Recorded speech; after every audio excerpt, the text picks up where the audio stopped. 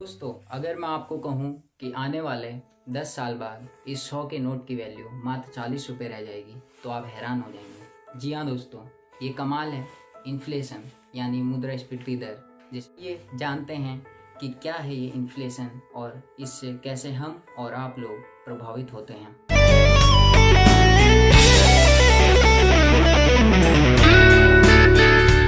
Increase in general price of goods and services यानी माल और सेवाओं की कीमतों में वृद्धि होना। उदाहरण के तौर पर अगर मैं आपको समझाऊं तो 1990 में जिस चीज़ को खरीदने के लिए आप 100 रुपये खर्च करते थे, आज उसी चीज़ को खरीदने में आपको 200 रुपये खर्च करने पड़ने हैं, यानी 100% इन्फ्लेशन में वृद्धि होना। यह हम और आप जैसी आम जनता के ऊपर काफ़ी दबाव आपके सामने और रखूँ। मान लो आपने आज 50,000 रुपये अपने सेविंग अकाउंट में जमा किए हुए हैं। आप सोच रहे हैं कि आने वाले 10 साल के बाद वही 50,000 आपको सेम 50,000 की वैल्यू देंगे, पर ये गलत है। आने वाले 10 साल बाद उसी 50,000 रुपये की वैल्यू मात्र 20,000 में अपनी तिजोरी में 1 लाख रुपये रखे और आने वाले 10 साल बाद आपने अपनी तिजोरी खोली और उसमें मात्र 60,000 रुपये बचे, तो ये 40,000 रुपये कहाँ गए?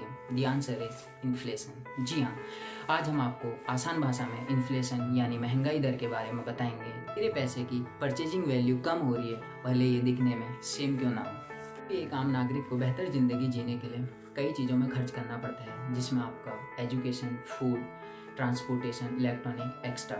अगर इन एसेंशियल चीज़ों की कीमतों में वृद्धि होती है तो लाजमी सी बात है आपकी जेब से भी ज़्यादा खर्च होगा। मान लीजिए 2010 में आप घर चलाने के लिए 10,000 रुपये का सहारा लेते थे, वही 2021 में आपको 10,500 रुपये खर्च करने पड़ते हैं। यह 500 रुपये जो कि 5% इन्फ्लेशन वृद्धि को दर्शाता है। पेट्रोल के दाम में वृद्धि हो रही है, मेरे पास तो गाड़ी है ही नहीं, मुझे क्या फ़र्क पड़ता है? फ़र्क पड़ता है, क्योंकि जो चीज़ हमारे पास पहुंच रही है उसमें कहीं ना कहीं ट्रांसपोर्टेशन का हाथ है। अगर पेट्रोल महंगा होगा तो ट्रांसपोर्टेशन महंगा होगा और हम जो चीज़ खरीदेंगे वह उसी चीज़ से वसूली जाएगी। इसका मेन रीज़न है सप्लाई व डिमांड के बीच का डिफरेंस। दोस्तों, अगर किसी चीज़ की मार्केट में ज़्यादा डिमांड है एवं उसकी सप्लाई कम है तो लाजमी सी बात है कि उस चीज़ की कीमत ज़्यादा होगी। दोस्तों, यही कारण रहा था कि कोरोना के बीच में अचानक से कई चीज़ों की कीमतों में एकदम से उछाल आ गया। लोग परेशान हो गए क्योंकि काम बिल्कुल ठप थे एवं महंगाई बढ़ते जा रही थी।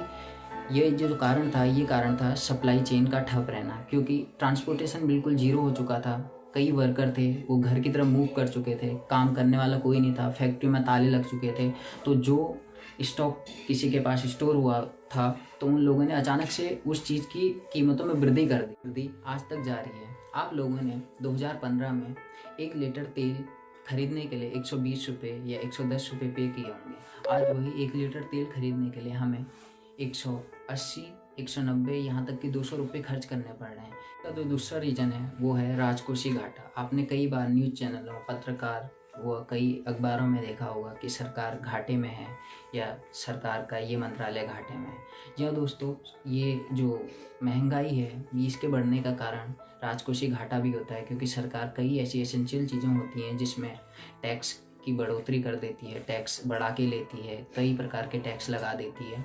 तो उस चीज़ की कीमत जो 50 रुपये होगी टैक्स लगने के बाद, उस चीज़ की कीमत 70 रुपये तक पहुंच जाती है। वो आप जैसे आम नागरिक के जेब से ही जाता है, वो बाद में इन्फ्लेशन का रूप लेता है।